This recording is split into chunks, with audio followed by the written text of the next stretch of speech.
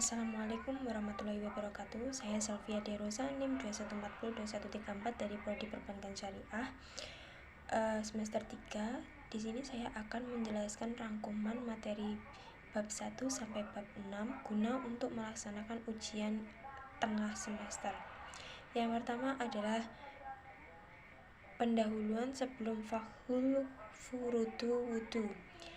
A. Air yang bisa digunakan untuk bersuci ada 7, yaitu air hujan, air laut, air sungai, air sumur, air mata air salju, dan embun.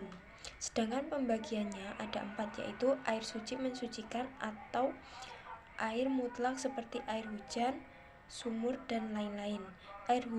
Air suci mensucikan atau musyamas seperti air yang terkena panasan matahari. Air suci tetapi tidak mensucikan atau mustamal seperti air yang telah digunakan untuk mensucikan najis atau air yang digunakan untuk membasuhi fadlu. Air najis atau air yang menjatuhkan najis di mana air tersebut kurang dari 2 kholah dan menyebabkan berubahnya baik rasa maupun warna air. Selanjutnya, kulit bangkai. Seluruh kulit bangkai bisa disucikan dengan cara disamak kecuali kulit anjing, babi, hewan yang lahir dari kedua hewan tersebut. Tulang dan rambutnya bangkai dihukumi najis kecuali bangkai manusia. Selanjutnya, hukum memakan bejana atau wadah. Tidak boleh menggunakan bejana yang terbuat dari emas atau perak karena dapat menimbulkan rasa sombong, angkuh, dan takabur. Sedangkan untuk bejana yang lain boleh digunakan. Selanjutnya, siwak. Siwak disunahkan dalam tingkah apapun kecuali pada waktu tergelincirnya matahari bagi yang berpuasa. Siwak sangat dianjurkan ketika dalam kondisi mengeluarkan bau mulut yang tidak sedap baru bangun tidur dan mau melakukan sholat. Selanjutnya, materi yang kedua adalah fadlu wa furudu wudu'i, yaitu fardu wudu, yaitu ada niat membasuh muka, membasuh kedua tangan sampai siku, mengusap sebagian kepala, membasuh kedua kaki sampai mata kaki, yang selanjutnya dilakukan secara tertib. Selanjutnya, sunnah wudu, yaitu membaca bismillah, membasuh kedua telapak tangan sebelum memasukkan ke wadah air, berkumur, menghimpur ke hidung, mengusap seluruh kepala, mengusap kedua telinga luar, menyisir jenggot dengan jari,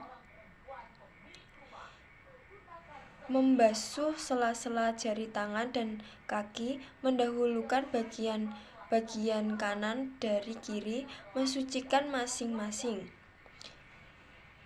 Selanjutnya adalah perkara yang membatalkan wudu, yaitu sesuatu yang keluar dari 2 lubang hidung dalam keadaan tidak tetap, kehilangan akal sebab mabuk dan sakit, menyentuh yang bukan mahram tanpa ada penghalang, menyentuh kemaluan bagian dalam, dan menyentuh bagian anus atau dubur. Perkara yang mewajibkan untuk mandi junub, yaitu bagi laki-laki berseragama, mengeluarkan sperma, mati. Bagi perempuan, haid, nifas, dan melahirkan. Perkara yang diperhatikan saat mandi junub yaitu niat, menghilangkan najis yang ada di tubuh, mengalirkan air ke seluruh tubuh, melakukan sunnah, membaca bismillah, berwudu sebelum mandi junub, mengusapkan tangan pada badan, bersegera mendahulukan kanan dari kiri. Selanjutnya, istijaa. Melakukan istijaa hukumnya wajib setelah membuang air kecil atau setelah membuang air besar.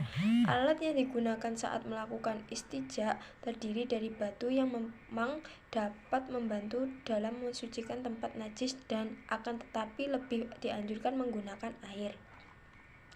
Materi yang ketiga adalah faslun wal ihtisalat al-masnunat atau mandi sunnah. Yang pertama adalah mandi sunnah, ada 17 antara lain, yaitu mandi ketika akan salat Jumat, mandi ketika akan mengerjakan salat Idul Fitri, Idul Adha, mandi ketika akan mengerjakan salat Istiqo, mandi ketika akan mengerjakan salat khusuf atau kusuf, mandi setelah memandikan jenazah, mandi bagi orang kafir setelah masuk Islam, mandi bagi orang yang sembuh dari gila, mandi bagi orang yang sadar diri, pingsan, mandi ketika akan mengerjakan ihram, mandi ketika akan memasuki Mekah, mandi ketika akan wudhu di Arafah, mandi ketika akan mabit, mandi ketika akan melempar 3 jumroh, mandi ketika akan mengerjakan tawaf, mandi ketika akan mengerjakan sa'i, dan mandi ketika akan memasukkan kota Rasulullah. Selanjutnya, mengusap kedua sepatu hukumnya boleh dengan 3 syarat, yaitu kedua sepatu mulai dipakai setelah benar-benar suci. Selanjutnya, kedua sepatu menutup bagian kaki yang wajib dibasuh. Kedua sepatu terbuat dari bahan yang tahan untuk terus dipakai. Mengusap sepatu bakal menjadi batal karena 3 hal, yaitu melepas sepatu, habis jangka waktunya, terjadi sesuatu yang harus mandi. Selanjutnya, syarat bolehnya tayamum ada 4, yaitu karena adzur, perjalanan, atau sakit, masuk waktunya sholat, mencari air, tidak dapat menggunakan air, dan tidak ada air setelah mencari air, dan debu suci. Tata cara tayamum: rukun, yaitu niat, mengusap wajah, mengusap kedua tangan sampai ke siku, tertib urut. Sunnah: membaca bismillah, mendahulukan kanan dari kiri, lalu kiri, bersegera. Selanjutnya, membatalkan perkara yang membatalkan wudhu: melihat air di selain waktu sholat. Murtad. Materi yang keempat adalah faslu kulumain koroja min sabilaini najisun, atau perkara yang keluar dari lubang adalah najis. Tentang najis, segala barang cair yang keluar dari hubul atau dubur adalah najis, kecuali sperma atau mani. Membasuh segala macam air kencing dan kotoran adalah wajib, kecuali air kencing bayi atau laki-laki yang belum memakan makanan, kecuali air susu ibu atau ASI. Untuk mensucikannya cukup dengan memercikkan air di atasnya. Sesuatu yang najis tidak diampuni, kecuali darah dan nanah yang hanya sedikit, dan hewan yang mempunyai darah yang tidak mengalir. Bila hewan itu jatuh ke dalam bejana lalu mati di dalamnya, maka bangkai hewan itu tidak menyebabkan najis. Semua hewan itu suci, kecuali anjing, babi, dan hewan-hewan yang lahir dari keduanya, salah satunya, dan semua bangkai itu najis, kecuali bangkai ikan air, belalang, manusia. Bejana yang terkena jilatan anjing dan babi dibasuh 7 kali, dan salah satunya dicampur dengan tanah. Sedangkan dari najis-najis yang lain cukup sekali basuhan asal telah menghilangkan. Namun bila diulang 3 kali lebih baik. Apabila khamr arak beralih rupa menjadi cuka dengan sendirinya, maka hukumnya menjadi suci. Dan apabila berubah menjadi cuka karena dicampur sesuatu di dalamnya, maka tidak menjadi suci. Selanjutnya, tentang darah wanita. 3 macam darah keluar dari kemaluan wanita, yaitu darah haid, darah nifas, dan darah istihadlah, yaitu Haid adalah darah yang keluar dari kemaluan wanita dalam keadaan sehat atau normal tanpa adanya sebab melahirkan. Warna darah haid ini hitam kemerah-merahan dan panas. Nifas adalah darah yang keluar mengiringi kelahiran, dan istihadlah adalah darah yang keluar di luar hari-hari haid dan nifas. Sedikit-dikitnya haid adalah satu hari satu malam. Selama-lamanya 15 hari sampai 40 hari haid dan nifas diharamkan. Mengerjakan 8 hal yang yaitu salat, puasa, membaca Al-Quran, menyentuh dan membawa mushaf, masuk masjid, tawaf, bersegama, dan bersenang-senang dengan anggota tubuh antara pusat dan lutut. 5 hal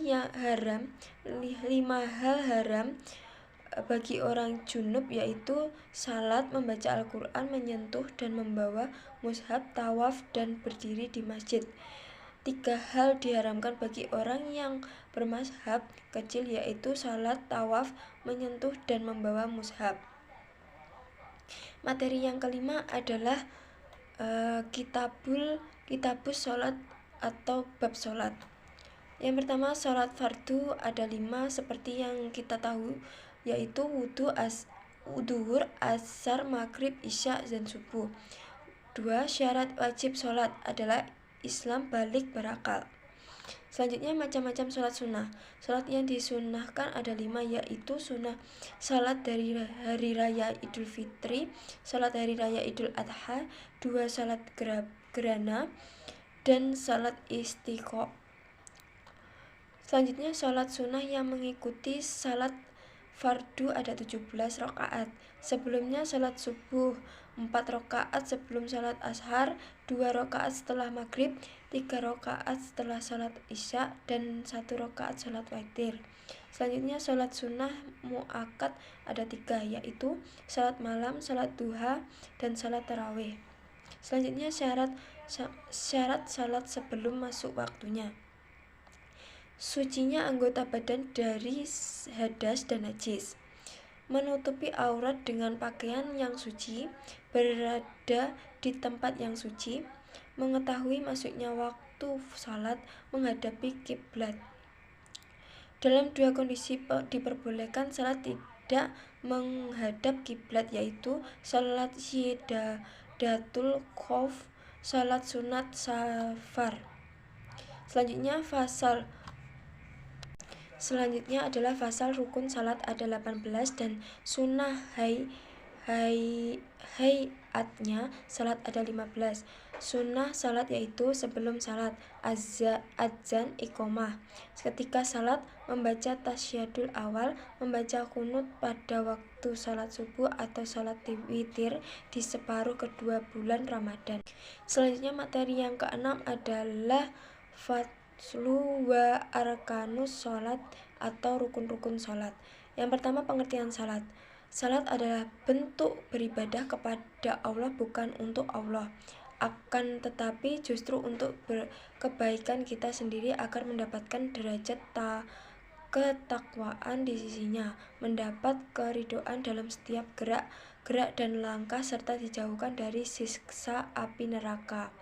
Selanjutnya, rukun salat yaitu niat, takbiratul ihram, membaca Al-Fatihah, rukun dengan tumaninah, sujud 2 kali dengan tumaninah, duduk di antara 2 sujud dengan tumaninah, duduk akhir, membaca tasyahud akhir, membaca salawat Nabi pada tasyahud akhir, salam tertib, duduk saat membaca tasyahud akhir, mengucapkan salam dilakukan secara benar dan tertib. Selanjutnya adalah perkara yang membatalkan salat. 1. Dalam keadaan berhadas. 2. Terkena najis. Yang ketiga, berbicara dengan sengaja. 4. Aurat yang terbuka. Yang kelima, niat salat berubah. Yang keenam, meninggalkan rukun salat dengan sengaja. Selanjutnya, membelakangi kiblat. Itulah dari penjelasan dari saya. Kurang lebihnya mohon maaf. Wassalamualaikum warahmatullahi wabarakatuh.